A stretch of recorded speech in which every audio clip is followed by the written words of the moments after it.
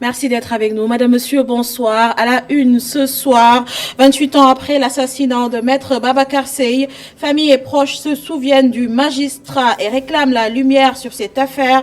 Les confidences de son fils à suivre dans cette édition. 14 Sénégalais vont être expulsés du Pérou. L'Amérique latine, une zone pourtant à risque, semble être le nouvel Eldorado des Sénégalais. Le président de Horizon Sans Frontières nous en dira plus. 48 heures pour goûter au mets de la famille. Les détenus ont profité d'une mesure de l'administration pénitentiaire à l'occasion de la Korité, un geste salué par les familles.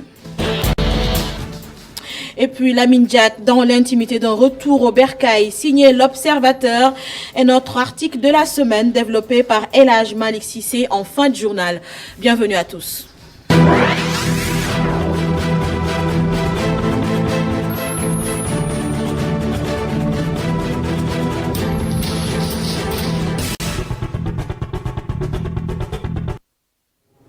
15 mai 1993, 15 mai 2021, ce samedi marque le 28e anniversaire de l'assassinat de Maître Babacar Seye, ancien vice-président du Conseil constitutionnel. Le magistrat a été tué dans un climat politique passionné au lendemain des élections législatives de 93, 28 ans après le drame. Sa famille se souvient et continue de réclamer la justice sur la lumière sur cette affaire. Son fils aîné, qui s'est entretenu avec Migui Maram Ndiaye, s'est prononcé aussi sur les sorties répétitives de Clédor Sène.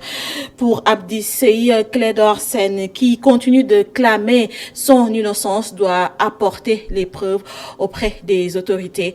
Abdi Seye, fils de Maître Babacar Seye, joint au téléphone par Migui Maram Ndiaye. Je me rappelle toujours, ça, on ne le voit jamais. Comme d'habitude, la famille, les parents et alliés, organisent toujours une cérémonie de récital du Coran pour le repos de l'âme de notre père, qui nous était très cher, très cher, il faut dire la vérité. Voilà pourquoi, heureusement, alhamdoulilah, nous sommes toujours remis à Dieu subhanahu wa ta'ala pour combler le vide qu'il a créé, que sa disparition tragique a créé, ce 15 mai 1993. Nous ne pouvons jamais vraiment à l'oublier. Cet événement tragique quand même nous est resté toujours à travers la gorge. Quoi qu'on dise, parce que son dénouement laisse aussi à désirer, quoi qu'on dise. Bon, ce que nous regrettons vivement, c'est peut-être que, à la limite, certaines considérations ont prévalu sur d'autres. Je suis M. Sène à travers la presse comme tous les Sénégalais. Bon, mais tout ce qu'il dit à travers la presse, en principe, ça n'engage que lui, parce que ça, ce sont ses dires à lui. Bon, j'ai fait seulement, on aurait dit quelque part qu'il avait été instrumentalisé. Mais il n'a qu'à donner les preuves. Bon, il s'est dit que, comment on appelle ça, il a été utilisé, pour travestir la réalité. Il n'a qu'à donner les preuves. Parce que Clédor Sène, Hassan Diop, Majakate et autres là, nous allons savoir ce que tous les Sénégalais savent, c'est tout. Ça ne va pas plus loin. Les Sénégalais veulent vraiment que cette affaire soit une bonne fois pour toutes élucidée, parce que ça fait déjà, aujourd'hui, les gens qui sont nés en 1980, ils ont 28 ans. Et jusqu'à présent, cette affaire, et encore là, ils en entendent parler, ils savent pas ce que c'est. Ils savent pas quel était le bon aboutissement de cette affaire-là. Ils désirent savoir, ces gens-là. Ils désirent savoir, tout comme nous aussi, pendant que nous sommes encore là vivants. Donc, ce que nous attendons, c'est ce que tous les Sénégalais attendent. Un jour ou l'autre, la vérité éclate. Pour le repos de l'âme de Babacar Seye, d'une part, et puis aussi, surtout pour sa famille. Pour que sa famille soit apaisée. Pas seulement sa famille biologique, mais toute la famille judiciaire aussi.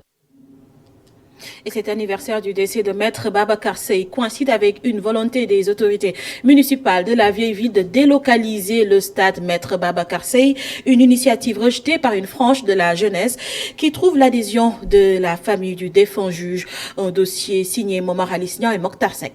C'est ce 15 mai, jour anniversaire de l'assassinat de Maître Babacar Seye, que la plateforme qui s'active pour la non-délocalisation du stade qui porte son nom a choisi pour organiser un récital de Coran en sa mémoire dans l'enceinte du stade. Une initiative qui n'a pu aboutir. Aujourd'hui, à notre grande surprise, nous avons trouvé le stade fermé. Le gardien nous a notifié que l'autorité, par l'inspecteur de la jeunesse et des sports, a interdit l'accès à toute personne étrangère au stade Maître Babacar Seye. Nous voudrions rappeler à l'endroit de ces autorités, à l'endroit de tous les Sénégalais, que la plateforme d'action et d'échange ne mène qu'un combat, c'est que le stade Maître Babacar Seye ne soit pas délocalisé. Cette initiative des jeunes femmes et hommes de la plateforme ne semble pas trouver l'adhésion de la famille du défunt Maître Babacar Seye. Ces gens-là qui s'agitent pour dire non à la délocalisation, ils ne s'intéressent pas au nom de Maître Babacar Seye. Ils ont d'autres intentions, ils sont mûs par d'autres intentions qui ne sont pas les nôtres. Nous, ce qui nous intéresse, que le stade soit délocalisé, qu'il porte un autre nom, peu importe, mais que le nouveau stade qui sera érigé porte le nom de notre défunt père. C'est nous le combat que nous menons. Et nous nous ferons fort de porter le combat aux côtés du maire actuel, aux côtés de n'importe quelle autre personne, s'il s'agit donc d'immortaliser le nom de Maître Babacar Seye. Peu importe qui va mener le combat au devant. Mais nous sommes prêts pour le combat, pour que le nom de notre père soit immortalisé à jamais. Du côté de l'autorité municipale, on affirme que le projet de délocalisation du stade de Maître Babacar Seye répond à des soucis d'ordre purement technique. Ces 11 milliards vont servir toujours à la construction de ce stade, mais pas dans le site actuel, parce que le site actuel ne peut pas contenir, prévoir le type de stade que nous voulons pour Saint-Louis. La question est là. Maintenant, ce qui s'agit, il va falloir techniquement nous dire pourquoi il s'agit. Pourquoi, qu'est-ce qu'ils veulent? Ils veulent un stade omnisport, oui, on va construire. Ils veulent que les 11 milliards soient utilisés, oui, les 11 milliards seront utilisés pour la construction d'un stade. Il y a aussi 5 milliards qui vont y ajouter, ça fera 16 milliards qui va construire aussi le palais de sport. Donc nous disons oui, il ne s'agit pas maintenant de dire qui est contre, qui est pour.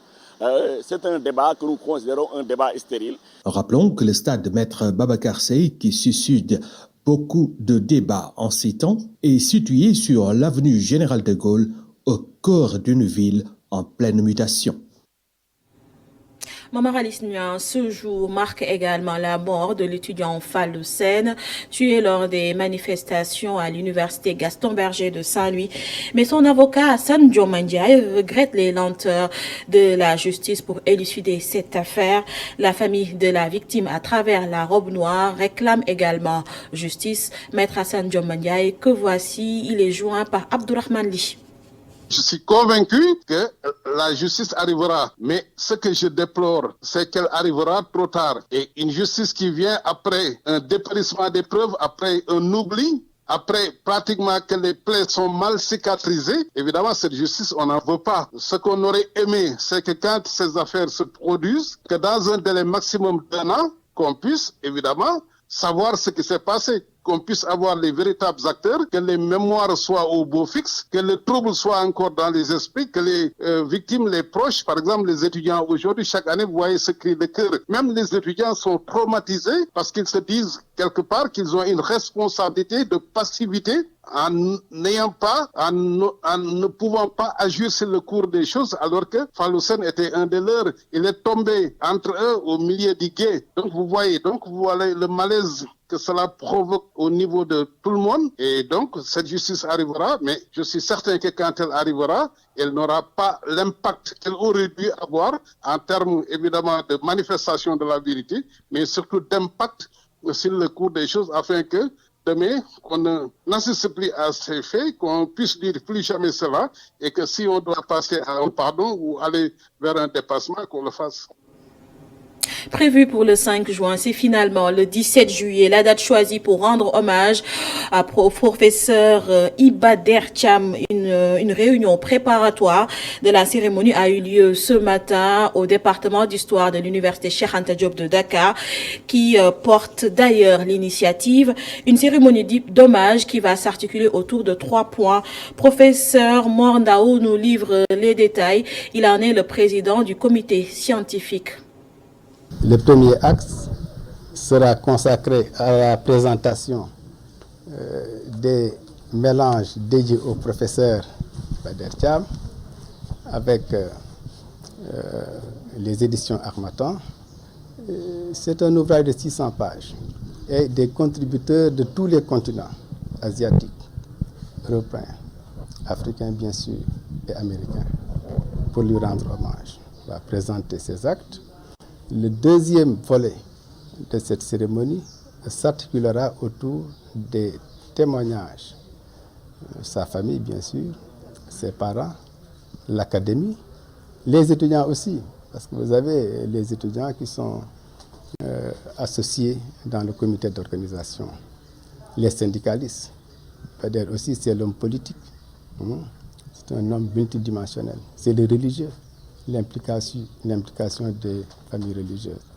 Le troisième axe sera consacré, bien sûr, à une exposition qui retrace la vie et l'œuvre du parrain, du professeur Iba Der Thiam.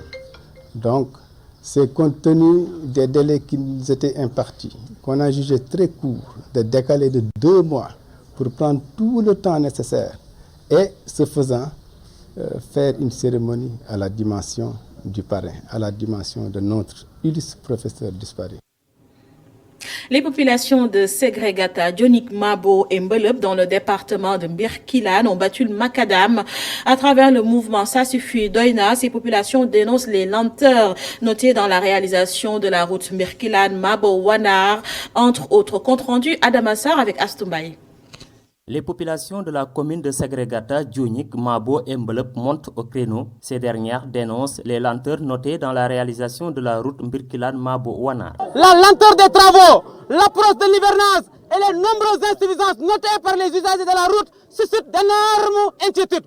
Sur le plan de la durée du projet, que nous avons dit à 2 ans, nous jugeons très longue pour une route sans alternative de très fort impact socio-économique sur la vie de plus de 39 000 habitants. En ce qui concerne ces insuffisances, on peut citer l'absence de déviance pour les voyageurs, pour les usagers.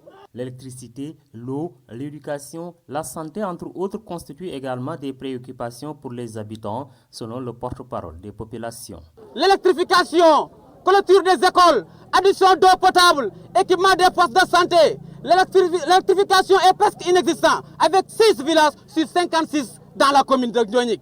2 sur 14 dans la commune de Segregata, 1 sur 15 dans la commune de Mbelep et 2 sur 46 dans la commune de Mabo. Il faut que ça soit clair. Dans le secteur de l'éducation, la quiétude des élèves est toujours menacée par des animaux en divagation. Dans le domaine sanitaire, le plan médical est au plus bas niveau. Sur le plan de la sécurité, l'arrondissement est dans l'insécurité totale malgré l'élection récente d'un poste de gendarmerie à Mabo qui n'est pas encore été officialisé. Le vol de bétail et les braquages perpétrés dans la grande ville, dans le grand village comme Ségré et autres. Face à cette situation, les populations de ces 4 communes égrènent leurs doléances. Et nous réclamons sa part des 100 000 lampadaires solaires octroyés par l'État du Sénégal aux communes. L'officialisation du poste de gendarmerie de Mabo avec équipement. Le bitumage des axes Birkilane-Mabo-Wanar, Kafrine-Wanar-Nyoro et Ndofane-Mabo pour sortir les populations de ce calvaire d'avant l'indépendance du Sénégal. Les 4 communes que sont Segregata, Dionik, Mabo et Wanar font partie du département de Birkilane dans la région de Kafrine.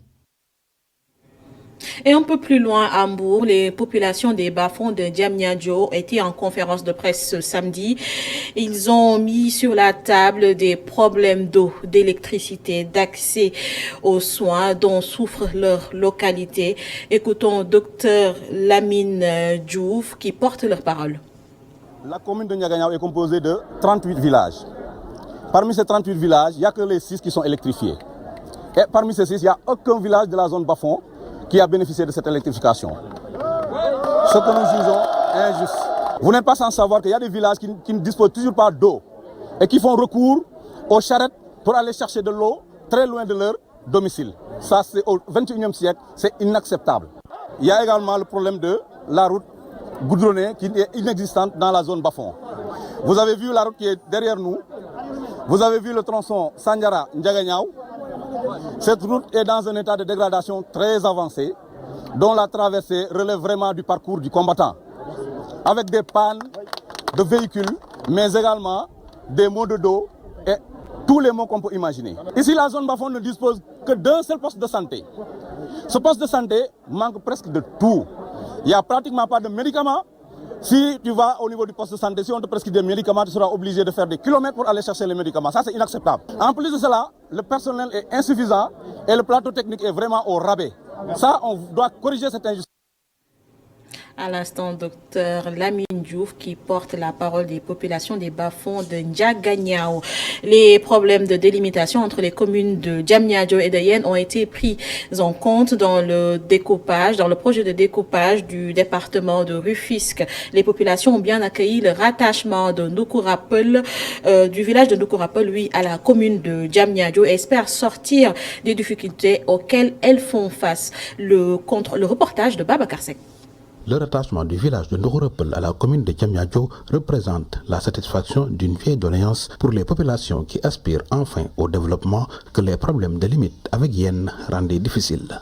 Maintenant que les populations sauront que sont gérées par une seule collectivité territoriale, et cette collectivité, c'est la commune de Diamniadio, qui pendant 20 ans, elle a eu à investir dans Ndoukourapel, mais c'était des investissements sporadiques qui ne répondaient pas à leur valeur, parce que tantôt il y avait l'autorité administrative qui disait que certaines délibérations ne pouvaient même pas passer.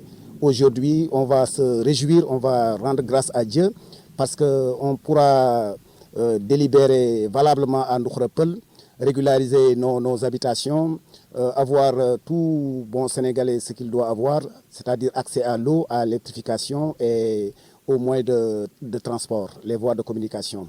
Un appel à l'unité a été lancé à l'autre partie de Ndoukourapel qui se réclamait de Yen. Nous avons toujours lutté que Ndoukourapel soit toujours indivisible. Nous avons lutté ça. Donc nous appelons les autres qui voulaient quand même entrer dans d'autres communes, qu'ils nous reviennent parce que c'est le même village, c'est la même communauté, nous sommes tous des parents.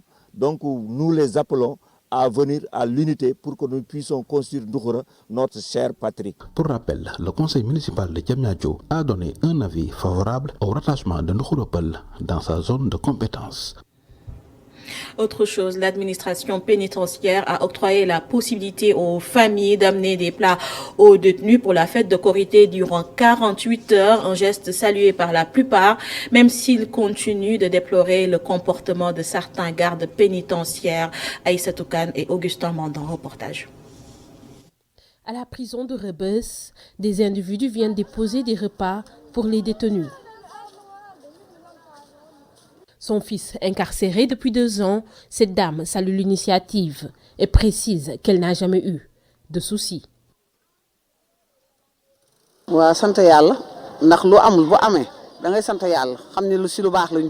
sommes contents, franchement, je m'en réjouis. L'année dernière, on ne pouvait pas le faire. Cette année, nous en avons l'opportunité. Je ne rencontre aucune difficulté quand j'amène à mon fils ses repas. À chaque fois que je viens, les gardes prennent mon nom et ma carte d'identité, l'enregistrent et prennent le sceau sans problème.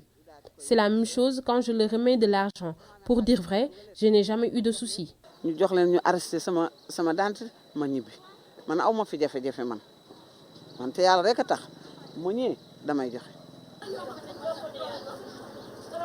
Ces jeunes hommes nous confient qu'ils sont obligés d'acheter des seaux pour y verser les plats, comme l'exige l'administration. Ils implorent les gardes de les laisser amener les repas tous les jours. Les repas, on les met ici dans les seaux, quoi. Ouais, c'est les seaux qu'on accepte. On écrit là-bas, c'est leur nom, le nom et le numéro de la chambre. Ils savent que c'est leur seau, quoi. Ouais. S'ils nous permettent même, on amène le repas à chaque jour. Nous, ça va nous arranger, quoi. Mais le fait qu'on amène le repas le samedi et le dimanche dans les week-ends, ça n'arrange pas, quoi. Ça nous n'arrange pas, nous. Togola déplore les canettes de boissons que les agents pénitentiaires refusent de récupérer au détriment des détenus. Ce qui me fait mal, ça ne me plaît pas. Voilà, j'ai amené les manger avec des boissons. Voilà, les 3 canettes que j'ai amenées, bon, on m'a dit que ça ne rentre pas. J'ai dit pourquoi? Comme aujourd'hui, vous nous avez donné que c'est le jour de la fête, vous nous permettez, on amène le manger pour donner les détenus. Bon, les boissons là quand même, franchement, vous devez laisser aussi les boissons, ça rentre. N'ayant pas pu remettre le repas de son frère détenu, Bala se plaint du comportement de certains agents pénitentiaires. Si tu viens ici, on te minimise, quoi. On dirait que tu n'es pas un Sénégalais ou tu n'es pas tu n'es pas un Sénégalais, quoi. Et ça, c'est pas bon, quoi, quand même. Nous, on est des citoyens comme eux. Les familles ont bien accueilli la nouvelle de faire profiter aux détenus de plats succulents à l'occasion de la fête de Korité. Cependant, ils sollicitent plus de respect et de considération, selon leurs termes, de la part de l'administration pénitentiaire. Et puis, contradiction, l'État encourage les jeunes à cultiver la terre alors que ces derniers n'y ont pas accès. Ils sont même expropriés au profit d'entreprises minières. Allégation de Issa Omar Bass, le président de l'Association pour la promotion de la filière horticole, met en garde contre un possible basculement des jeunes désœuvrés dans la délinquance et l'extrémisme. Il est pour la tenue des assises de la filière horticole pour prévenir de tels risques. Issa Omar Bass, que voici, il est joint par Mam Abdougaï Kassé. On est en train de développer une politique dans la zone des Niayes qui a pour conséquence la destruction de beaucoup d'emplois et surtout des jeunes dans cette zone. Et je m'explique. On a développé un projet Agri-Jeunes, c'est 53 milliards que l'État est en train de mettre dans ce projet. Et en même temps, l'État est en train d'encourager des entreprises minières à venir déloger des producteurs agricoles qui sont dans leur plus grande majorité des jeunes, de les déloger de leurs champs pour prendre ces champs et de les donner à des compagnies minières pour exploitation. Le fait qu'on vous prenne vos outils de travail, le fait que vous soyez dans un chômage sans pouvoir apercevoir le bout du tunnel, c'est l'ensemble de ces facteurs qui ont entraîné des jeunes dans des situations de conflit, dans des situations d'extrémisme violent. J'appelle l'État du Sénégal à des états généraux de l'horticulture pour que l'ensemble des acteurs qui sont impliqués dans la production horticole, dans la commercialisation, puissent s'asseoir autour d'une table pour pouvoir discuter et essayer de régler les problèmes qui vont arriver très bientôt et qui risquent d'affecter très très sérieusement non seulement la production, mais qui risquent de créer beaucoup de chômage parmi les jeunes qui s'activent aujourd'hui dans ce domaine. Et c'est connu, 14 Sénégalais vont être expulsés du Pérou dans les jours à venir. Ils sont rentrés dans ce pays d'Amérique du Sud grâce à un passeur péruvien, une violation des droits humains, regrette le président de Horizon Sans Frontières. Pour Boubacar Seye, cela n'est que la conséquence de la fermeture des frontières européennes qui pousse les Sénégalais à tenter l'aventure dans ces zones qu'ils considèrent à risque. Ces explications sont recueillies par Abdourahmane Li. Et ça, effectivement, ça pose beaucoup de problématiques de paix, de sécurité, d'intégrité et de la dignité humaine aujourd'hui. Il faudra qu'on essaie de régler une bonne fois la problématique liée à la mobilité des gens dans ce contexte géopolitique qui se passe n'est rien d'autre que la conséquence de l'Europe qui malheureusement ferme ses frontières et ces situations poussent effectivement les populations des zones de vulnérabilité à tenter ailleurs, à contourner les zones d'immigration. Et aujourd'hui, c'est le cas avec ce qui se passe au Pérou. Je crois qu'il faudra faire avancer la réflexion sur ce que devrait être aujourd'hui la prise en charge des flux migratoires dans un contexte de mondialisation. Aujourd'hui, il faut lutter contre le paradoxe libéral. Ce qui est bon économiquement est jugé dangereux politiquement pour des raisons sécuritaires. On n'en parle pas. Effectivement, l'Amérique centrale, l'Amérique latine, aujourd'hui, ces zones sont devenues des zones de destination, peut-être même de transit pour beaucoup de ressortissants sénégalais qui continuent de fuir le chômage endémique et chronique qui touche aujourd'hui la jeunesse sénégalaise. Je crois que sur ça aussi, il faudra peut-être développer d'autres mécanismes pour une relecture des perspectives. La solution, c'est pas se jeter dans la gueule du lion dans ces zones où pratiquement l'indice de sécurité, l'indice de criminalité est très élevé.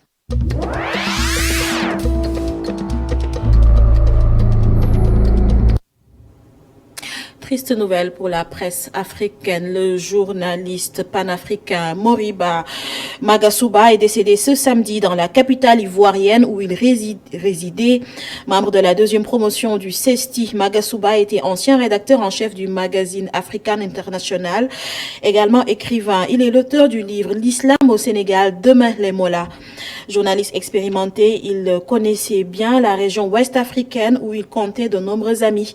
De Niamey à Conakry, en passant par Ouaga, Bamako, Lomé, Cotonou et Accra, il était de tous les combats pour la défense des libertés de la presse, de l'opinion. Il était directeur de la communication du ministère des Affaires étrangères en Côte d'Ivoire, où il a rendu l'âme. Il sera inhumé selon ses proches.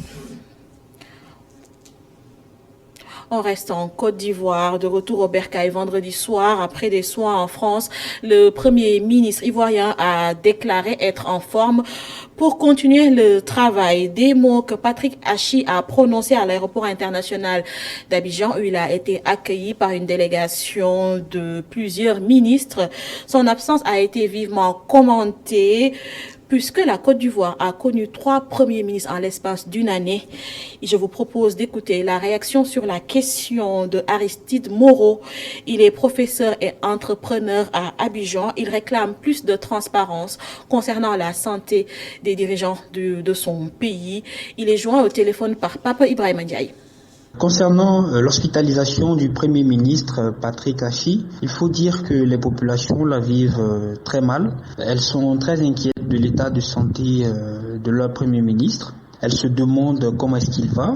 Est-ce quelque chose de grave? Par ailleurs, faut aussi noter que cette situation soulève beaucoup d'autres questions, telles que doit-on vérifier et faire connaître au peuple l'état de santé de nos dirigeants avant que ceux-ci ne soient portés à la tête de nos États? Et aussi toutes ces sommes d'argent dépensées pour évacuer et soigner nos dirigeants à l'étranger ne peuvent-elles pas être investies ici pour développer le plateau technique et médical de nos États? La commission électorale éthiopienne a annoncé le report des élections législatives prévues le 5 juin à raison de multiples difficultés logistiques sans pouvoir fixer de nouvelles dates. Le vote n'aura pas lieu le 5, a déclaré la présidente de la commission électorale, Burtukan Mideska, précisant ne pas pouvoir fournir de nouvelles dates avant d'avoir examiné les propositions des partis politiques. Celle-ci a énuméré une pléthore de retards logistiques tels que la finalisation de l'enregistrement des électeurs, la formation du personnel électoral, l'impression et la distribution de bulletins de vote. Il s'est avéré quasiment impossible de parvenir à tout cela aux dates initialement fixées, a-t-elle indiqué. Elle a ajouté que la nouvelle date devrait prendre en compte la saison des pluies qui s'étend de juin à septembre. Le pays de 110 millions d'habitants était appelé aux urnes pour choisir des députés sur le plan national et régional. Les députés élisent le Premier ministre, qui est le chef du gouvernement, ainsi que le président, un rôle essentiellement symbolique. En Tunisie, des manifestations ont eu lieu dans plusieurs villes du pays. À Tunis, des centaines de personnes se sont rassemblées avenue Bourguiba pour apporter leur soutien au peuple palestinien. Malgré le confinement général en vigueur, nombreux ont fait le déplacement en brandissant le drapeau palestinien. Lundi 17 mai, toutes les écoles du pays sont appelées à hisser le drapeau palestinien aux côtés du drapeau tunisien. Des rassemblements également de soutien aux Palestiniens ont eu lieu ce samedi dans plusieurs villes de France. Certains, malgré l'interdiction prononcée par les autorités, comme à Paris, où le cortège a été marqué par des tensions entre manifestants et forces de l'ordre. Quelques 4200 policiers et gendarmes étaient mobilisés à Paris, selon la préfecture de police qui applique les consignes de dispersion systématique et immédiate dès que des manifestants tentent de se regrouper en utilisant lanceurs d'eau et gaz lacrymogène. Manifestation était au départ prévue pour commémorer la Nakba, l'exode de centaines de milliers de Palestiniens à la création d'Israël en 1948. D'autres manifestations ont été interdites, comme à Nice dans le sud de la France et dans plusieurs communes de la banlieue parisienne. Et pendant ce temps, à Gaza, l'armée israélienne a mené une frappe samedi contre l'immeuble d'une dizaine d'étages abritant les locaux de la chaîne de télévision qatari Al Jazeera et l'agence de presse américaine Associated Press. Dans la bande de Gaza, ont constaté des journalistes de l'AFP. Le bâtiment, qui comptait également des appartements et d'autres locaux professionnels, s'est effondré. Jawad Mehdi, propriétaire de la tour Jala, a indiqué qu'un officier israélien du renseignement l'avait prévenu avant la frappe. qu'il disposait d'1 heure pour faire évacuer le bâtiment. Il a demandé 10 minutes supplémentaires pour que les journalistes puissent emporter leur équipement, mais a essuyé un refus. La chaîne Al Jazeera a confirmé sur Twitter que ses locaux étaient dans ce bâtiment et a retransmis en direct les images de la tour s'effondrant dans un nuage de poussière.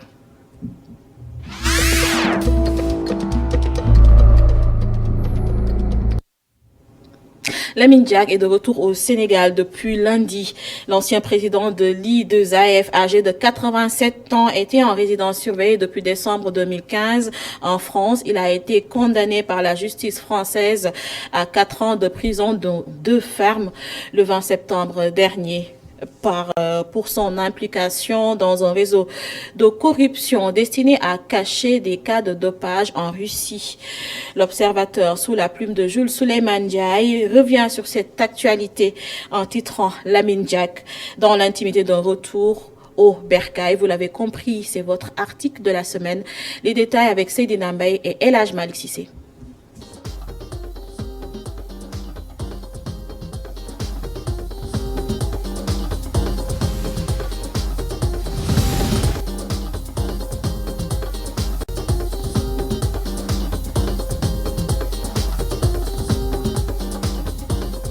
Lamine Diack, enfin à Dakar. Il a foulé le tarmac de l'aéroport international Blaise Diagne lundi à 20h41 à bord d'un vol Air France. Après 5 années passées en résidence surveillée à Paris, Diack n'a pas souhaité un accueil populaire. Le quotidien L'Observateur le résume ainsi. Lamine Diack, un retour dans la sobriété. Dans la sobriété, parce que le concerné lui-même, Lamine Diack, avait déjà averti ses proches qu'il ne veut pas d'accueil. Parce que déjà le collectif des amis de Lamine Diack avait décidé d'organiser un comité d'accueil pour aller l'accueillir au niveau de l'aéroport international Blaise Diagne. Mais le concerné lui-même, il a dit qu'il veut rentrer tranquillement chez lui. Donc les gens ont respecté ça. C'est pourquoi j'ai titré l'article en retour dans la sobriété. Malgré l'absence de ses proches, il y avait sa famille et quelques-uns de ses proches, le président du Jaraaf. On sentait l'émotion. Il est absent du pays depuis 5 ans. Donc c'est un retour. Moi, en tant que journaliste, pour moi, c'était historique d'assister au retour de Lamine Diack qui a tout fait pour le sport mondial. Un Sénégalais qui a été président de la Fédération internationale de l'athlétisme. Accueilli au salon d'honneur, souriant, l'ancien président de l'I2AF a retrouvé la chaleur familiale, des instants de bonheur familial, comme l'atteste ici cette image avec une de ses filles, Latifa. Il y avait de l'émotion à l'aéroport, parce que c'était quelque chose d'historique de voir revenir Lamine Diack, ancien président de la Fédération internationale d'athlétisme. Après plus de 5 ans d'absence, il était en résidence surveillée en France, il ne pouvait pas retourner parce qu'il avait des problèmes avec la justice française. Mais quelque temps après, le Jaraaf de Dakar, qui a mobilisé la caution qu'il devait payer pour lui permettre de fêter la Korité auprès des siens. Donc, c'est quelque chose de très historique. Donc, il y avait de l'émotion. Moi, personnellement, quand je l'ai vu franchir la porte du salon d'honneur, bon, c'était quelque chose d'extraordinaire, c'était inexplicable. Jugé coupable en juin 2020 en première instance de corruption active et passive, abus de confiance et blanchiment d'argent en bande organisée, Lamine Diack avait été condamné à une peine d'emprisonnement de 4 ans, dont 2 ans avec sursis. J'ai eu la chance d'avoir suivi le procès depuis le début. À partir de Dakar, le procès qui se déroulait à Paris, moi je l'ai suivi à partir de Dakar parce que chaque jour j'écrivais un article par rapport au procès. Mais c'était quand même, pour dire vrai, c'était quand même de la mascarade. Parce que pourquoi on a choisi Lamine Diack? On a vécu le même scénario avec Platini de l'UEFA. Pourtant, la justice, il n'y avait pas d'acharnement sur cette personne. Pourquoi ils ont choisi Lamine Diack? Âgé de 87 ans, Diack était assigné en résidence surveillée depuis plus de 5 ans en France. Pour rappel, C'est en novembre 2015 qu'il a été mis en examen et placé sous contrôle judiciaire avec interdiction de quitter la France. Il a finalement pu bénéficier d'une liberté conditionnelle après le paiement de l'amende de 500 000 €, environ 327 millions de francs CFA, le 17 avril dernier, par le Jaraaf de Dakar. Ses avocats avaient fait un appel après le verdict. Donc, je pense que est-ce qu'ils vont poursuivre cette affaire jusqu'au bout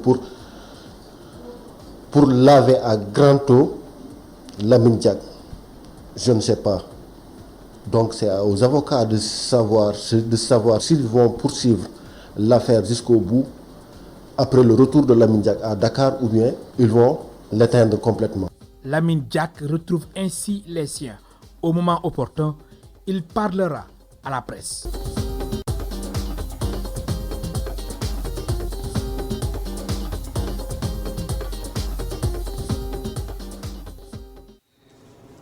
Merci à vous d'avoir suivi ce journal. Restez informés sur www.emedia.sn. On se retrouve demain pour un autre 19h45. Bonne soirée à vous.